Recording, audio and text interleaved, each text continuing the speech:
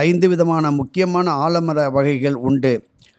நாம் நன்கு அறிந்ததாய் எங்கும் காணும் விழுதுள்ள ஆலமரம், விழுது இல்லாத கல் ஆலமரம், ஆலமரம், வெள்ளை உள்ள புண்ணிய விருட்சம், இத்தி மரம் என்பதன இந்த 5 வகை ஆலமரங்களும் ஒரே இடத்தில் அபூர்வமாய் இருந்தால் அதற்கு பஞ்சவடி திருத்தலம் என்று பெயர்.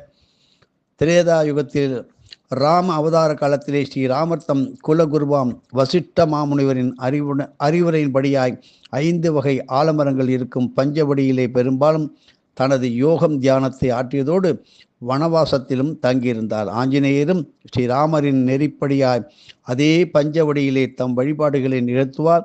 இதனால் தான் பஞ்சவடி என்னும் தலங்களிலே பெரும்பாலும் ஸ்ரீராமர் கோவில் அல்லது அனுமார் கோவில் இருக்கும். இவ்வாறே நாசிக், பாண்டிச்சேரி அருகில் பஞ்சவடி தலங்கள் உள்ளன.